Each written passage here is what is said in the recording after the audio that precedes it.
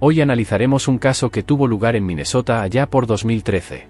Kira Steger, de 30 años, trabajaba como dependienta en una tienda de ropa situada en el Mall of America. Le apasionaba su trabajo y nunca se saltaba un turno. Así que cuando el 23 de febrero de 2013 no acudió a trabajar, sus compañeros de trabajo se preocuparon. Intentaron ponerse en contacto con Kira, pero no les devolvía las llamadas ni los mensajes de texto, y pronto se informó a la policía de que había desaparecido. Kira Kay Steger nació el 19 de noviembre de 1982 en Des Plaines, Illinois. Era hija de Mercy y Jay Steger, que la describieron como una hija vivaz, dedicada y dulce. Kira era empleada en el Mall of America y trabajaba para dos tiendas de allí, Wetzeal, y más recientemente, Delias. Sus compañeros de trabajo no solo eran grandes amigos, sino que Kira los consideraba parte de su familia. Kira poseía un talento único para reconocer los puntos fuertes de las personas que ellas mismas no percibían. Planeaba y esperaba un futuro prometedor que parecía brillante y sereno. Lamentablemente, todos sus sueños terminaron en un instante cuando Kira desapareció misteriosamente el jueves 21 de febrero de 2013. Kira tenía turno en el trabajo. Sus compañeros de trabajo dijeron que se había sentido bien y planeaba ir a un buen restaurante con su marido después de que la tienda cerrara. Kira y Jeffrey Treviño se conocieron hace 3 años. Inmediatamente surgió la chispa entre ellos y empezaron una relación romántica que acabó en boda. En general, Kira y Jeffrey parecen un matrimonio feliz y estable. Puede que haya habido desacuerdos ocasionales entre ellos, pero todo se ha mantenido dentro de su propio círculo. Ni familiares, ni amigos, ni compañeros de trabajo eran conscientes de ellos, como mínimo. 2 días después, el sábado 23 de febrero, cuando Kira no fue a trabajar, sus compañeros se preocuparon porque ese comportamiento no era típico de ella. Era puntual, estricta consigo misma y con los demás, nunca toleraba llegar tarde y cumplía su horario, pero no consiguió localizar a Kira. Sus compañeros llamaron a Jeffrey, pero este no tenía ni idea de dónde había ido su mujer. Según Jeffrey, Kira había salido de casa la mañana anterior y no había vuelto desde entonces. En realidad no le preocupaba porque Kira tenía tendencia a desaparecer de vez en cuando durante 1 o 2 días. Pasaba la noche en casa de un amigo o iba a casa de un pariente sin avisar. Una de las cosas que podría haberle preocupado era el mal tiempo que hacía ese día, ya que había nevado mucho. Jeffrey sugirió que tal vez le podía haber pasado algo por el camino. Quizá su coche se quedó atascado y la batería de su móvil se agotó el mismo día. Al no recibir noticias de su mujer, Jeffrey presentó una denuncia por desaparición y se puso en contacto con Kira, su familia. Sus familiares se vieron sorprendidos por la misteriosa desaparición de su ser querido. Fue un duro golpe para ellos. Tras recibir la denuncia de desaparición de Kira Steger, los detectives se pusieron a trabajar de inmediato, como es habitual en estos casos. La investigación comenzó con el interrogatorio del cónyuge y la búsqueda en los alrededores más cercanos. Este caso no fue una excepción. Los detectives fueron a la residencia de Jeffrey para hablar con él. Jeffrey informó a los detectives de que el jueves, él y Kira querían pasar un rato juntos. Cenaron, conversaron, jugaron a los bolos y finalmente, según Jeffrey, salieron del centro comercial. Él y Kira se dirigieron directamente a casa, ya que Kira tenía intención de ver una película. Jeffrey también dijo a los detectives que su mujer salió de casa al día siguiente, que era viernes, sobre las 8:30 de la mañana. Había un evento programado en el trabajo y su presencia era obligatoria. Ella se comportó como de costumbre y él no vio nada extraño. A Jeffrey no le parecía nada fuera de lo normal que Kira desapareciera de vez en cuando, aunque ni siquiera sabía dónde estaba ni con quién pasaba el tiempo. Llevaban unos meses teniendo problemas de pareja, decía Jeffrey. Sin embargo, él no lo veía como algo grave o alarmante, pues consideraba que no eran más que pequeñas discusiones que ocurren en todas las familias. El detective empezó a preguntar a Jeffrey con quién podría estar viviendo Kira, preguntándole si podría haber tenido un amante. El hombre rechazó esta sugerencia, ya que había preguntado personalmente a Kira al respecto y había obtenido una respuesta negativa. En palabras de Jeffrey, realmente quiere a su mujer y confía en ella. Los investigadores transmitieron a las patrullas de servicio toda la información que consiguieron reunir sobre Kira y su coche. Los detectives se desplazaron ellos mismos al Mall of America para confirmar la credibilidad de las palabras de Jeffrey y posiblemente recoger alguna pista. Mall of America es uno de los mayores centros comerciales del mundo. Está situado en Bloomington. Cuenta con 520 tiendas, parques temáticos, un oceanario, cines, un campo de golf y mucho más. Por eso no es de extrañar que el centro comercial esté equipado con numerosas cámaras de seguridad. Sabiendo a qué hora había salido Kira del trabajo el 21 de febrero, los detectives investigaron ese momento. Las imágenes no mostraban nada fuera de lo normal. El relato de Jeffrey era cierto. Quedó con Kira después del trabajo, estuvieron un rato en el centro comercial, luego bajaron al aparcamiento y se marcharon. No hubo discusiones entre ellos, y la velada parecía haber ido bien. Nada es tan malo como esperar sin saber lo que pasa. Y con cada día que pasaba, la angustia por la vida de Kira iba empeorando progresivamente. Al no tener noticias de ella y cansados de esperar a Kira, su familia viajó a Bloomington para intentar ayudar en la investigación. Hicieron imprimir octavillas con sus fotos, las pegaron en postes y las distribuyeron a los transeúntes por la calle. Su objetivo era atraer toda la atención posible hacia la búsqueda de Kira. Se dieron cuenta de que no podían quedarse de brazos cruzados, sino que tenían que hacer todo lo posible por encontrar a su ser querido. Mientras Kira y su familia repartían folletos, los investigadores prosiguieron sus pesquisas. Al entrevistar a los vecinos de la pareja, los agentes se dieron cuenta de que había una cámara de vigilancia instalada en la casa de uno de ellos. La cámara giraba lateralmente y en uno de sus ángulos captó el domicilio de Kira y Jeffries. Por ello, los investigadores pidieron al propietario de la casa que les copiara la grabación de la cámara, ya que esperan descubrir algunas pistas a partir de ella. Mientras tanto, los registros de una compañía de telefonía móvil llegaron y proporcionaron a los investigadores una nueva pista. Según los registros telefónicos de Kira, ella tenía otro hombre en su vida además de Jeffrey. Resultó ser Ryan Wendt, que era el gerente de la misma cadena de tiendas, en una de las cuales ella estaba empleada. Mantuvieron una relación muy intensa y prolongada y se carteaban con frecuencia. La policía pudo averiguar que Ryan se encontraba fuera del estado, y mientras se buscaba a Kira, Ryan viajaba en su coche hacia Colorado. Este hombre era de gran relevancia para la investigación porque, además de mantener una relación sentimental con Kira, también se mudó fuera del estado en la misma época en que ella desapareció. Tal vez fuera una mera coincidencia y no dijera nada más. O quizá las cosas fueron completamente distintas y su huida esconde algo detrás. Son los investigadores quienes tendrían que encontrar la respuesta a esa pregunta. Sea como fuere, los detectives consiguieron contactar con Ryan y este accedió a comparecer para ser interrogado en Colorado, donde le hicieron muchas preguntas. Declaró que había contactado por última vez con Kira mientras conducía su coche por Dakota del Sur y que había intercambiado mensajes de texto con ella. Estos mensajes de texto habían sido enviados poco antes de la desaparición de Kira. Al revisar la cronología de los mensajes de texto, los detectives determinaron que Kira había estado en contacto con su nuevo amante justo cuando cenaba con su marido. De la correspondencia se desprendía claramente que Kira se estaba distanciando cada vez más de Jeffrey.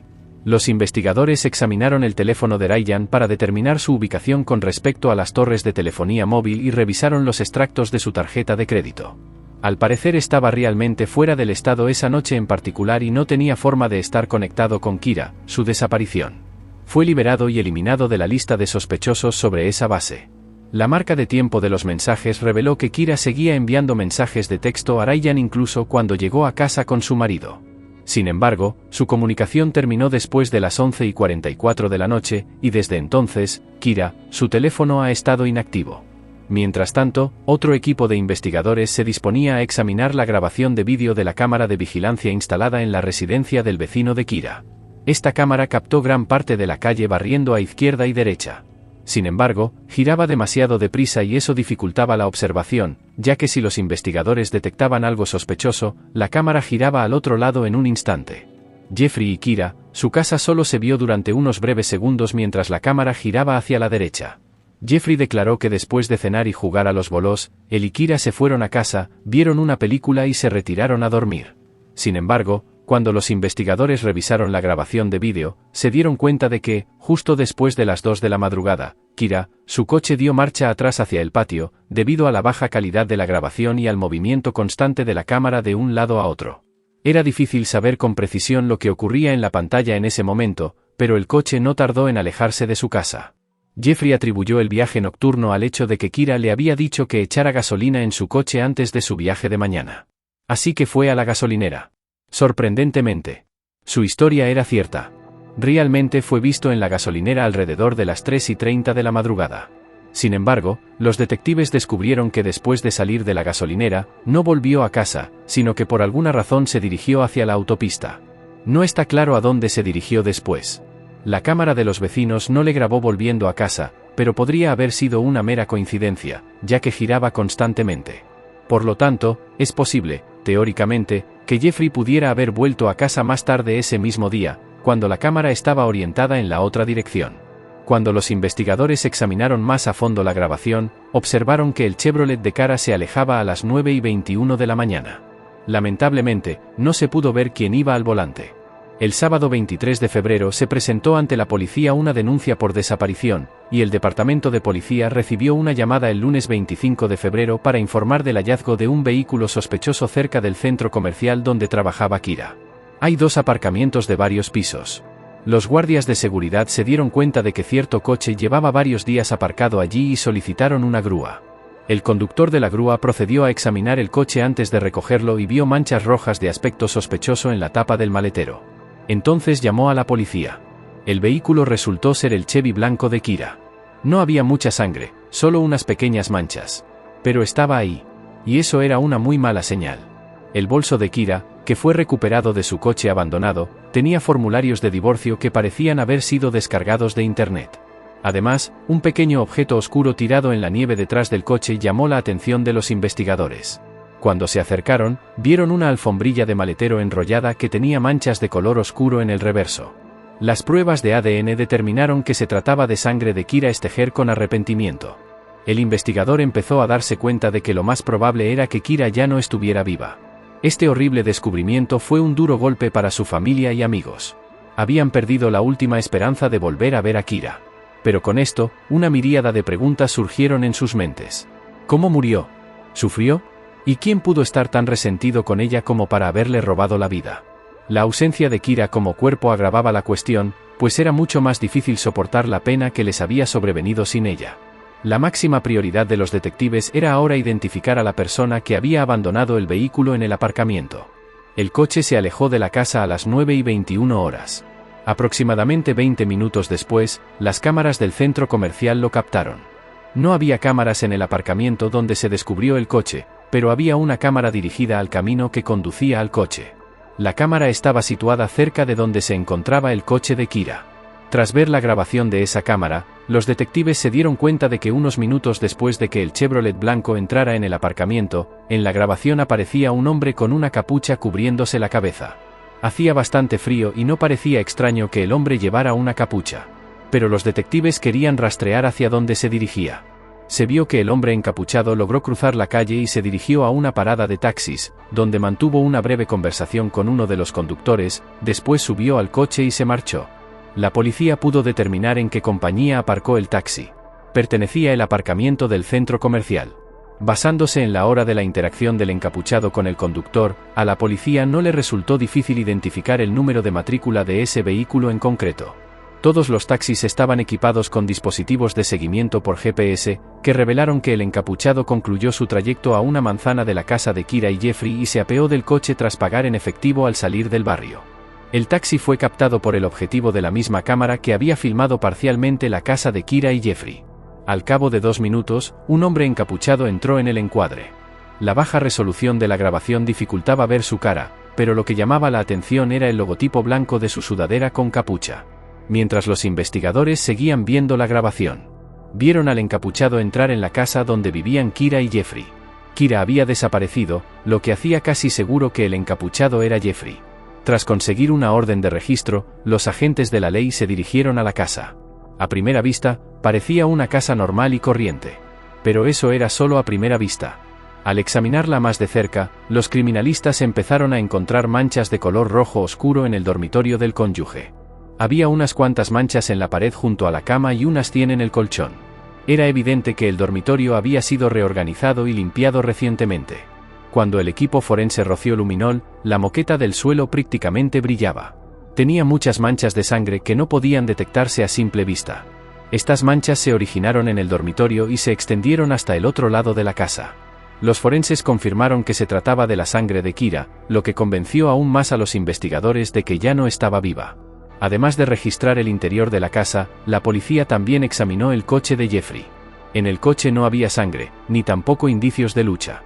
Sin embargo, encontraron algo interesante. Un recibo de gasolinera fue encontrado en el auto de Jeffrey, emitido 1 hora y 40 minutos antes que Kira. Su auto fue dejado en el estacionamiento del centro comercial. Basado en la información del recibo, la compra fue hecha con la tarjeta de Jeffrey. Los detectives fueron a la gasolinera para revisar las grabaciones de seguridad. Las imágenes mostraban a Jeffrey llenando el depósito de su coche, entrando y sacando dinero de un cajero automático. En esta grabación se podía ver la cara de Jeffrey y se veía que llevaba un logotipo en la chaqueta, en la zona del pecho, que se parecía al logotipo del hombre de la grabación anterior. Sobre la base de esta grabación y de todas las pruebas encontradas en la casa, Jeffrey Treviño, de 39 años, fue puesto bajo arresto. Fue llevado a comisaría para ser interrogado y ahora era el principal y único sospechoso. Nada más salir de la sala de interrogatorios, Jeffrey se puso en contacto con su abogado, quien le aconsejó que ejerciera su derecho a guardar silencio. La policía tenía pruebas suficientes para acusarle, pero la prueba más contundente de su culpabilidad sería el cadáver. Nadie tenía ninguna duda de que Kira estaba muerta.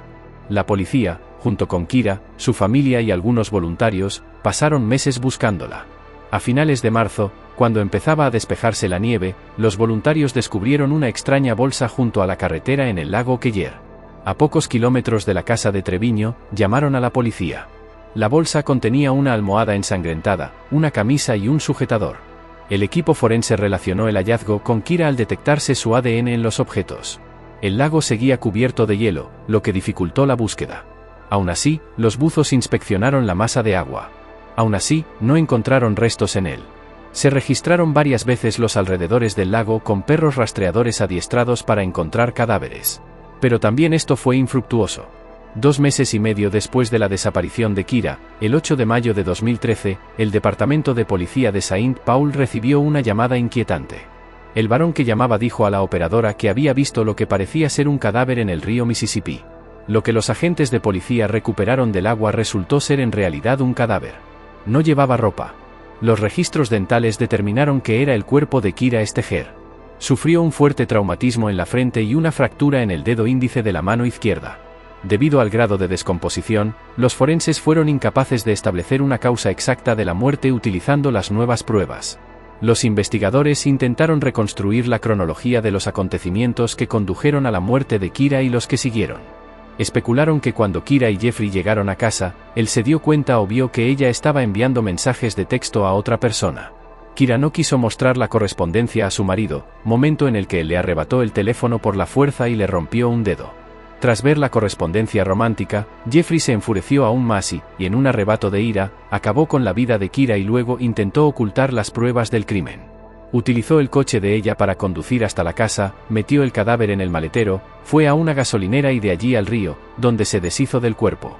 Posteriormente condujo de vuelta a casa, tirando por el camino la bolsa que contenía la almohada y la ropa de Kira.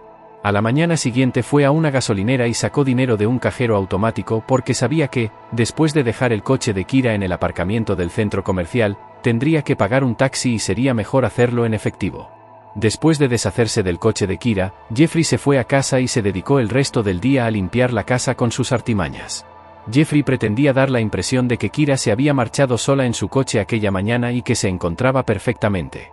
Sin embargo, gracias a las cámaras de vigilancia, su plan fracasó. En octubre de 2013, un jurado condenó a Jeffrey Treviño, de 39 años, coincidiendo con la defensa en que sus actos no fueron premeditados y que el crimen fue el resultado de una discusión acalorada y repentina. Tras el descubrimiento de la infidelidad de su esposa, antes de que la juez Kira diera a conocer la sentencia, sus familiares se pronunciaron.